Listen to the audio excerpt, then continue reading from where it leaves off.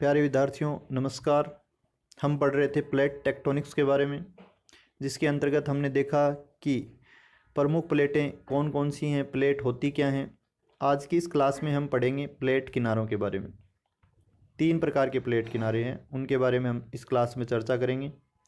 पहली है अपसारी पार्श्व या सीमांत, डाइवर्जेंट मार्जिन्स।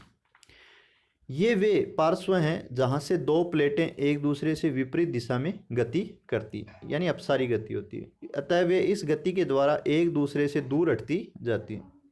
इनके दूर हटते रहने से जो रिक्त स्थान बनता है, उनमें से मैग्मा बाहर निकलकर लावा के रूप में जमा होता रहता है। स्पष्ट है कि ऐसे सीमांतों पर ज्वालामुखी क्रिया अधिक होती है, क्योंकि जो भूगर्भ है वहाँ से लावा ऊपर आता है।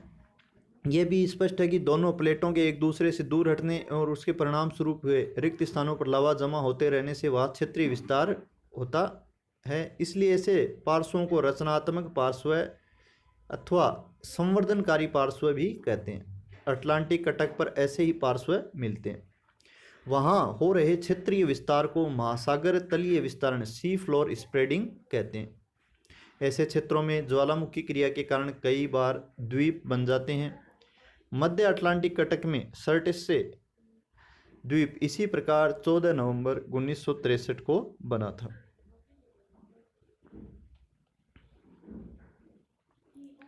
दूसरा प्लेट किनारा अभिसारी पार्श्व या सीमांत, कन्वर्जेंट मार्जिन्स।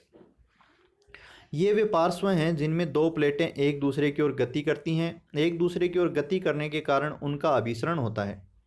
अभिसरण के कारण एक प्लेट दूसरी प्लेट के ऊपर चढ़ जाती है और दूसरी प्लेट का नीचे की ओर धंसान या अवतलन होता है। अतः इस पेटी को अवतलन मेखला या जोन ऑफ सबडक्शन कहा जाता है। अवतलित प्लेट का जो अग्रभाग है वो मेंटल में प्रवेश करने पर वहाँ की उष्मा के कारण पिघल जाता है। अतः इसे भंजक या क्षीणकारी, कंज्यूमिंग मार्जिन्स भी कहते हैं। अभिसारी पार्श्व पारखाइयाँ यानी ट्रेंचेज होती हैं, जिनसे होकर अवतलित प्लेट का पिघला हुआ पदार्थ पुनः बाहर निकलकर ज्वालामुखी श्रृंखलाओं और द्वीपीय चापों का रूप धारण कर लेता है। प्रशांत महासागरीय प्लेट के पश्चिमी पार्श्व पर अल्यूशियन, क्यूराइल, जापान, मिंडनाओ और मेरियाना ट्रेंचेज हैं, जिनके समीप कई द्वीपीय चाप यानी आइलैंड आर्क्स हैं। तो इन सभी की उत्पत्ति है वो अभिसारी पार्श्व किनारों के ऊपर ही होती है। पार्श्ववर्ती पार्श्व यानी ट्रांसकरेंट मार्जिन्स। जब किसी भ्रंश के सहारे दो प्लेटें विभिन्न दिशाओं में सरकती हैं, स्लाइडिंग करती हैं, तो उसे परवर्ती पार्श्व कहते हैं। प्लेटों की इसी गति से न तो क्षेत्रीय संवर्धन होता है और ना ही भंजन यानी डिस्ट्रक्शन होता है। इसे अपरूपण सीमांत यानी शियर मार्जिन्स भी कहते हैं। उत्तरी अमेरिका के पश्चिमी भाग में सैन एड्रियान्स भ्रंश के सहारे दो उप प्लेटों का परवर्ती सीमांत ही है। जनवरी 2001 में गुजरात में आए भूकंप के अध्ययन से कुछ भूगर्भ शास्त्रियों ने निष्कर्ष निकाला है कि उस क्षेत्र में भारतीय प्लेट की दो उप प्लेटों के मध्य ऐसा ही सीमांत है। पार्श्वों पर हलचलों के कारण, यानी प्लेट किनारे हैं उन पर हलचलें क्यों होती हैं, क्या कारण है उनका। प्लेट विवर्तनिकी के लिए किसी चालक बल या यांत्रिकी की आवश्यकता होती है, यानी ड्राइविंग मैकेनिज्म की। यह बल मेंटल में प्रवाहित संवहनिक धाराओं के रूप में बताया गया है, यानी कन्वेक्शनल करंट। नीचे जो चित्र दे रखा है उसमें आप देख सकते हैं कि संपूर्ण मेंटल को घेरे हुए संवहन क्रिया का एक मॉडल है।